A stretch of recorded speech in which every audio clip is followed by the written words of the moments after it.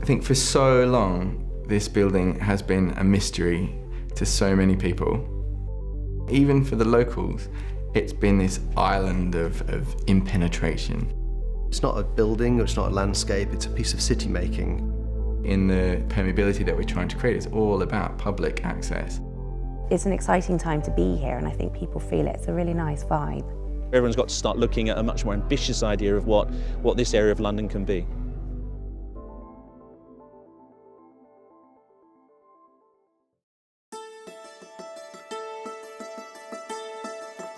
Well, London Dock sits equidistant between St Catherine's Dock and Shadwell Basin. It's a fascinating piece of London.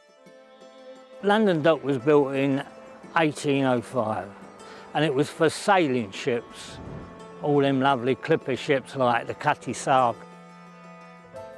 They were given a government monopoly for the import of rum and for spirits and for wine. So actually everything that was coming into London was going into the London Dock. The term Fortress Wapping was coined for fairly recent events, but it really describes a place in which very large walls kept the public out and kept what was going on inside in.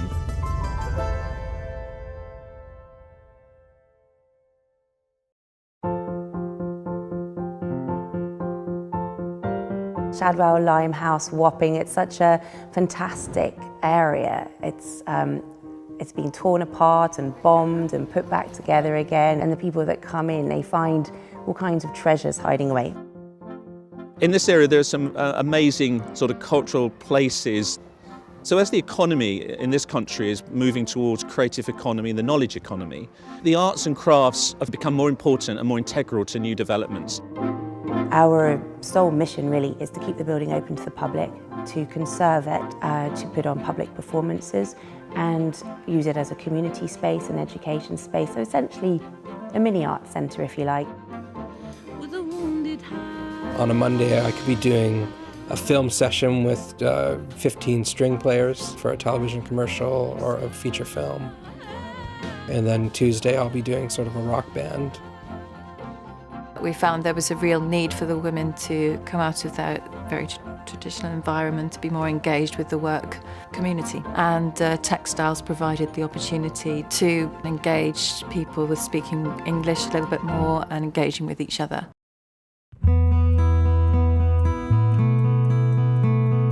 Historically, it's an area that was set back from the Thames, and actually if we can open it up, it connects back into that surrounding area.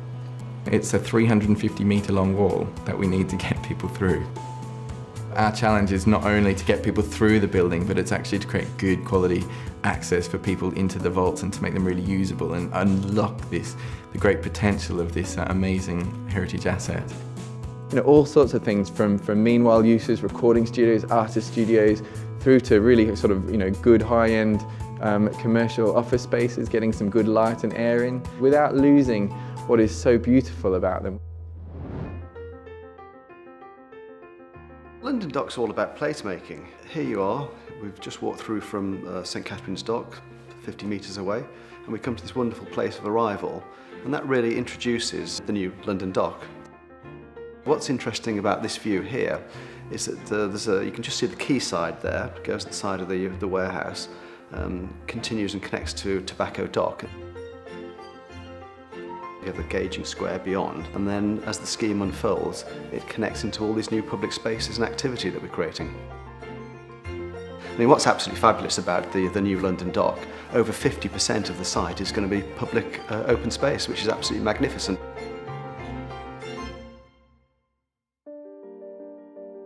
This is the gauging square. It sits at the heart of the new London Dock. This was a place where they used to weigh all the goods as they came into the docks, and it's taken its name from that, almost like an echo of the past. And it draws its inspiration from the Place de Mirror in Bordeaux. It has a wonderful reflective quality of a very thin sheet of water over granite. And here you see the tower reflected in that. We think a tower or a tall building is really important for the success of London Dock. As you cycle or walk around London, it acts as a marker, a reference point, and really brings you into the heart of the new place. We're right in the heart of the gauging square now, looking northwards to this new magnificent building. The metal of it reflects the heritage of cranes of the past, And we think this would be an absolutely magnificent place for, say, lunch. You're south-facing, raised up, it'd be absolutely beautiful.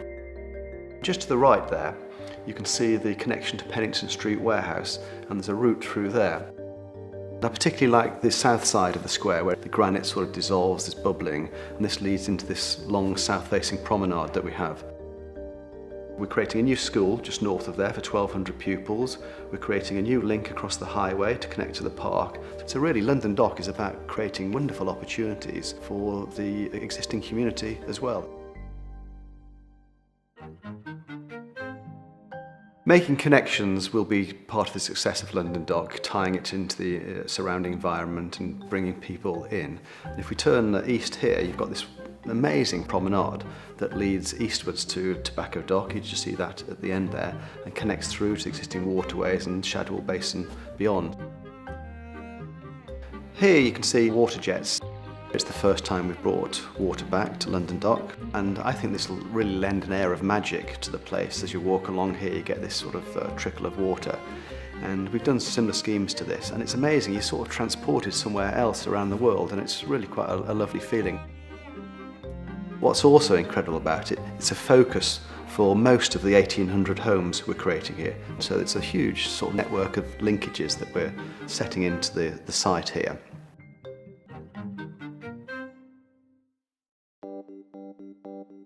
Here's one of the water gardens, or the aquatic gardens. They're almost designed as a sort of geometric pattern to be enjoyed once you're within it, or also looking down upon it. When we set out the master plan for London Dock, we got out some of the old maps, and what was interesting about that, there were sort of organic market gardens on the site. And this market garden here, this north-south link, takes its inspiration from that, and the more sort of organic planting and the sort of waves obviously pick up the water form here. This is the quayside. It's going to be a real hub of activity, and I think really lead to this connectivity from St Catherine Dock to Tobacco Dock. With the changes to Pennington Street Warehouse, we're providing about 230,000 square feet of commercial space, and that's going to deliver about 1,200 jobs and make a really sort of active, vibrant place, and somewhere where you want to both live, potentially work, but also make it a destination. This might be a place where you stop and linger on the way home, have a glass of wine or something to eat as well. Here we are looking at the new development of Times House, and here we're going to provide new quality, affordable homes and affordable family homes, a great sort of asset for the area. As you can see the new facade we're developing here.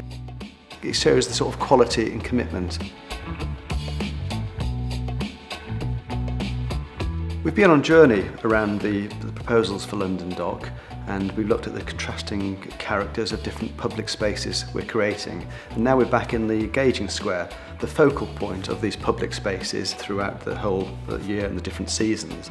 But also, I think part of the success of London Dock is going to be to mark that public space, and we think the tower is absolutely crucial to that. I could imagine the series of spaces in London Dock re-energising the surroundings and growing and changing. It's like suddenly fracturing up a whole piece of London, and suddenly you'll get these cross routes, being able to go across the site and open it up. And rather than divorce different communities, you'll suddenly bind the whole piece of an extensive piece of London together. What London Dock will provide for the area is that sort of the investment, the financial and physical investment in an area that means things can happen. We would like to see it opened up to the public and some local amenities to put in. And we're interested in the history. We would like to see the history come back to the area. A true piece of city is created by the integration of spaces, landscape, buildings and urban connections, and that's really what placemaking is about, and that's why I think London Dock will be a successful and vibrant place.